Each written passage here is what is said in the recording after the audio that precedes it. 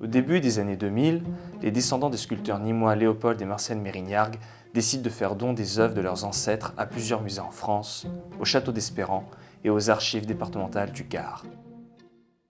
Depuis 2022, l'université Paul Valéry de Montpellier et le château d'Espérance sont associés pour transmettre ce patrimoine méconnu. Une centaine d'étudiants participent à un projet collectif visant à mettre en lumière la vie et l'œuvre des deux sculpteurs. Durant plusieurs mois, tous investissent en vue de concevoir et créer une exposition, un site internet et des contenus multimédia.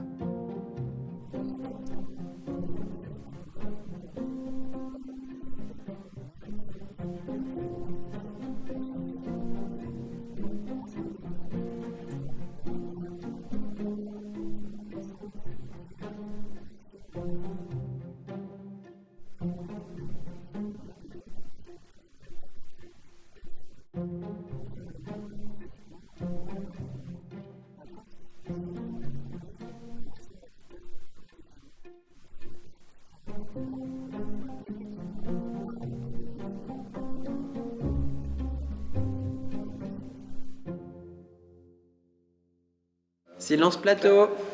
On est le groupe texte édito, donc on est chargé de rédiger les textes. On a eu l'intervention donc de Yannick Philippona, qui est journaliste au Midi Libre, pour nous briefer, pour nous donner des conseils sur comment est-ce qu'on rédige un texte, quel style serait approprié pour cette exposition. On essaye vraiment de s'adresser au public le plus large possible, qui soit familier avec l'histoire de l'art ou non. On se focus principalement sur les panneaux et bien, les textes du site, évidemment. On a été vraiment formés sur la théorie, comment fonctionne la photo, comment fonctionne la vitesse, la prise de vue, la luminosité. Le but, c'est de photographier un maximum d'œuvres sélectionnées, de les mettre en valeur, de les faire parler. Et aussi s'adapter en fonction de l'œuvre, aussi savoir caler la lumière pour voir ce qui la mettrait le plus en valeur possible en fonction des reliefs qu'elle peut avoir, etc., de ce qu'elle raconte. S'adapter à différents ateliers, parce qu'il y a 2 studios photos. Un studio où c'est de la lumière qu'on va ajouter bien sûr, mais on va dire qu'elle est naturelle, on va pas faire de rajout de flash, alors que l'autre studio, on installe des lumières quand même, mais dès qu'on va appuyer, ça va déclencher des flashs. Le rendu sera pas le même qu'on voyait à l'œil nu. Et ensuite, on va les modifier sur l'ordinateur. Ah oui. On va les retoucher. On va supprimer, par exemple, des fois, ça arrive qu'il y ait des petites taches sur le fond. On va peut-être atténuer des ombres, faire plus de contraste de temps en temps, recadrer, parce que des fois, c'est pas très droit. Accentuer ce qu'on veut faire ressortir de l'œuvre. Ils vont servir soit au site et pour l'expo panneau, du coup, pour illustrer. On travaille sur la conception du site. Avec l'intervenant Daniel Lallemand.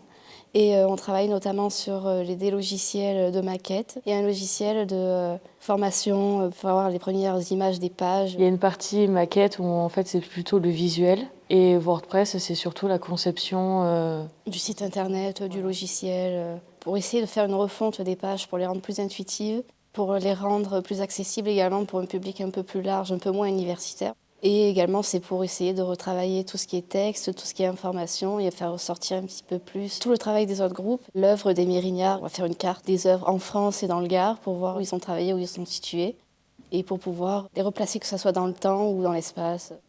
On est le groupe Expo Panneau. Notre intervenante, c'est Florence Girard, qui est graphiste depuis à peu près 20 ans.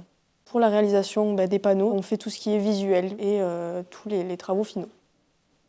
Nous, la communication, on est sur les réseaux sociaux et on va donc promouvoir notre projet à travers différents contenus.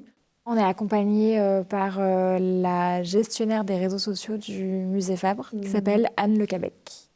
On varie vachement notre contenu selon le réseau social sur lequel on le met. Facebook, ça va être un peu plus axé sur la documentation, la pédagogie, avec des informations plus précises et des textes plus étendus. Sur TikTok, qui s'adresse plutôt à des vidéos, ou Instagram, où ça va être vraiment de l'esthétique. Tout en gardant un côté pédagogique, bien entendu, et scientifique. Et scientifique, bien évidemment. Nous, on est le groupe vidéo. Notre objectif, c'est de tourner une ou plusieurs vidéos sur le projet, son avancement. Montrer le travail de tous les groupes, en fait, dans les détails. On a appris à manipuler les caméras, les stabilisateurs, etc. On a tourné quelques plans à l'université Paul Valéry. On est donc au château d'Espérance pour tourner des images pour le groupe communication et des interviews. Et ensuite, on attaquera le montage. C'est trop bien. Tout ce travail réalisé donnera lieu à une exposition qui se tiendra en décembre sur le campus. À l'automne 2024, notre travail sera perfectionné et un programme de médiation sera défini pour la présentation au public. Il ne restera plus qu'à la promotion suivante d'achever ce projet afin de perpétuer la mémoire des mérites.